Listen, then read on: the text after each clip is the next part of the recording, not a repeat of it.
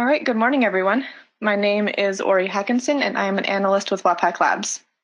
Today's weekly threat brief contains information gathered from open source and Wappack Labs collections over the last week. For the agenda today, we are going to briefly discuss recent reporting, open source and social media, and 7 days of trending, as well as keylogger activity. But first, we'll cover a topic affecting the SOC. Over the last week, the SOC has seen an uptick in Spring Data Commons remote code execution attempts affecting clients. 4 new alerts for this attack have been seen in the last week. Spring Data is an open source framework for simplifying database access and supporting cloud services. Spring Data Commons RCE attempts are associated with CVE 2018-1273, which attempts to exploit a remote code execution vulnerability in Spring Data Commons components, which support various subprojects and cross-database persistence. By exploiting this vulnerability, a remote attacker can supply a specially crafted request parameter against Spring Data resources to execute a remote code attack or access server control permissions. Affected versions include Spring Data Commons 1.13 and 2.0 releases, and Spring Data REST 2.6 and 3.0 releases. Current version information can be found by opening the pom.xml file in a text or XML editor and locating the version tag, which you can see an example of on the right.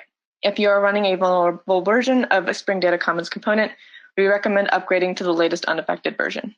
Top headlines highlighted in cyber news over the last 7 days include an RCE vulnerability in Windows RDP, defective Intel chips causing slowdowns, and older Macs now vulnerable to attacks similar to zombie load. Back in the top 5 threat actors this week, we have Hezbollah, which is a militant group based in Lebanon that is routinely amongst our top threat actors, and Shadow Brokers, who is known for releasing stolen NSA tools in 2016.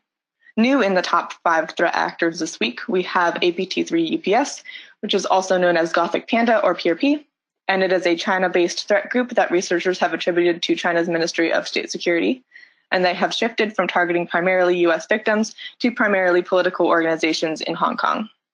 We also have the Equation Group, which is classified as an advanced persistent threat and is a highly sophisticated threat actor suspected of being tied to the United States National Security Agency.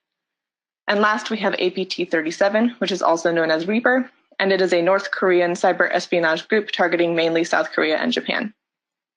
Our targeted industries this week are software, finance, IT, and e-commerce.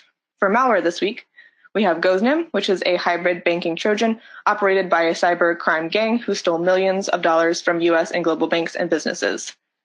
We also have Stuxnet, which is a worm known for targeting industrial control systems, WCry or WannaCry, which is a ransomware variant that propagates via EternaBlue, Pegasus, which is mobile spyware that runs on Android iOS, and finally, Plead, which is a backdoor malware distributed through compromised routers and man-in-the-middle attacks. Our top cyber stories in open source and social media for this week include Cisco issuing security updates to address 57 different security flaws, including 3 flaws in network management tool Prime infrastructure. We also have Stack Overflow, which is a popular question and answer forum for programmers, which announced on Thursday that it has suffered a data breach. And lastly, we have international law enforcement taking down cyber criminals behind the notorious Goznim banking malware. Last week, we recorded approximately 1.5 million new indicators. These collections included our threat recon, keylogger, malicious emails, and sinkhole traffic. The numbers on this slide show the new indicators in their respective collections. These indicators are available to our paid Red Sky Alliance members weekly, as well as our blacklists, which come in CSV, FortiSIM, and Proofpoint formats. These are the APT and botnet indicators collected last week. We had 441 new unique APT indicators in the past 7 days, and this is up about 400 more indicators from last week. You can use your 2-factor authentication to log into CTAC to download the APT indicators discussed today, which are on the next slide. For our APT indicators this week, topping the list again is Sikipat and Maudi APT, with 189 and 103 hits respectively. New to our top APT this week are Wekby, Tetstong, and Carbonac. For botnet activity over the last 7 days, it has remained fairly consistent with prior trending. China holds the largest share of botnet activity with 31 Zhenrong Street, China Unicom in the top slot. Also in the top 3 are TEAS, which is an Egyptian ISP, and AS16509, which belongs to Amazon. The open source data correlates closely with data observed in Wappack Labs' own collections. On the cloud security front, we still see the same culprits as last week in the top slots, with Peak 10, Microsoft, and Amazon as the highest risk cloud environments. In the caution risk category, we have Alibaba, GoDaddy, and Rackspace. And in the lower risk category, we have TierPoint and ONR. Our backlists are published weekly. On the right-hand side, you can see some of our sinkhole statistics. We observed 51,037 connections from new unique IP addresses to WAPAC Labs sinkhole domains.